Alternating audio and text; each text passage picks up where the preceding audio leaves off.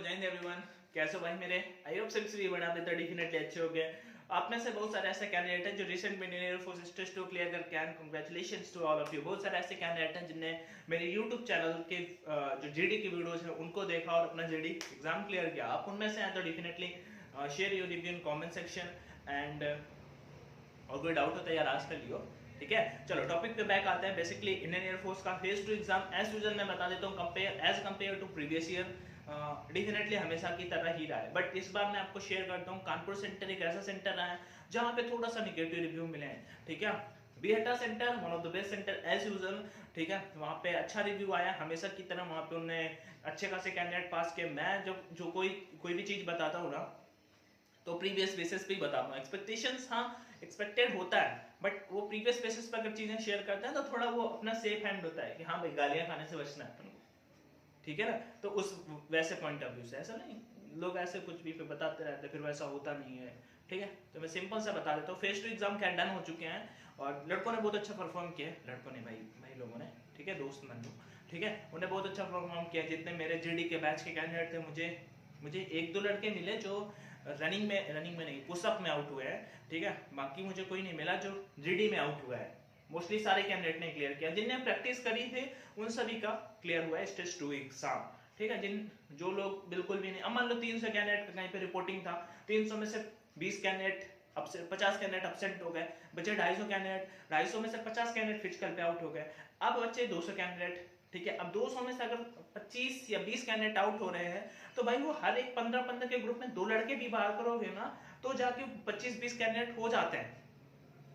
समझ रहे हो ना? अगर मैं कहता हूँ 20-20 का भी ग्रुप बनाओगे तो 200 लड़के हैं ना तो 10 ग्रुप बनते हैं तो 20 लड़के बाहर हो जाते हैं। इतने ही लड़के बाहर हुए हैं। ठीक है, हाँ किसी किसी सेंटर जैसे दिल्ली है, हरियाणा है, इस पर कानपुर पे भी है, इन सेंटर पे 200 लड़के 60 बाहर कर दिए।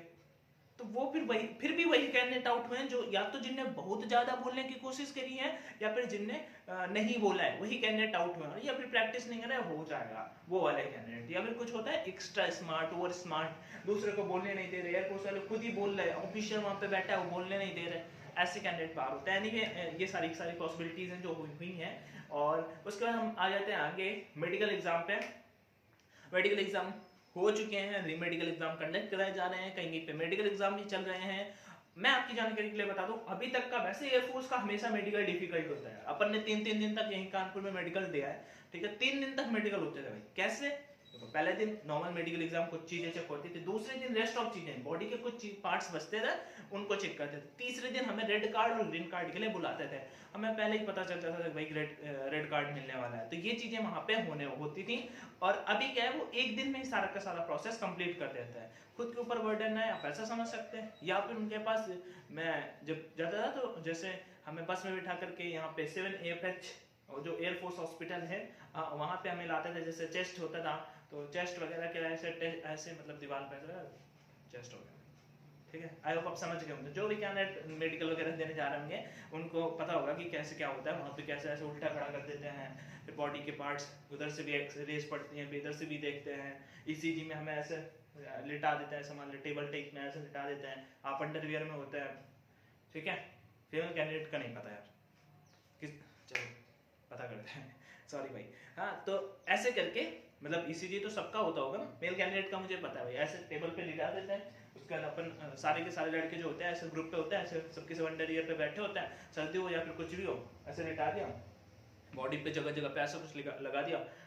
वो मैं जानता नहीं हूँ रियली, बट ये जो होता है वो मेडिकल एग्जाम पे सारी चीजें कंडक्ट कराई जाती हैं। उसके बाद जब ये चीजें हो जाती हैं तो इस बार मैं मेडिकल एग्जाम हमेशा एयरफोर्स का, यार देखो मेडिकल एग्जाम इजी नहीं रहता कभी भी। इजी नेवी का है, आर्मी का, इनका मेडिकल एग्जाम थोड़ा सा इजी होता है, बट एयरफोर्स वाले मेडिकल थोड़ा अच्छे से करते हैं। मतलब अब समझ लो यार, ईसीजी करते हैं, नेवी ईसीजी नहीं करता, नेवी ब्लड नहीं लेता, एयरफोर्स ब्लड लेता है आपका। नेवी आपका जो ये होता है, ये क्या बोलते हैं यार, हार्ट बीट वो नहीं मेजर करता, एयरफोर्स करता है। नेवी आपका जो यूरिन टेस्ट है वो नहीं करता, एयरफोर्स यूरिन टेस्ट करता है। नेवी हियरिंग टेस्ट भी नहीं करता, एयरफोर्स हियरिंग टेस्ट भी करता है। नेवी एक्सरे नहीं करता, नेवी एयरफोर्स एक्सरे करता है। ठीक है, इनिशियल पॉट देखता है। ठीक है, नेवी का मेडिकल एग्जाम उस कंपेयर पे थोड़ा सा इजी होता है।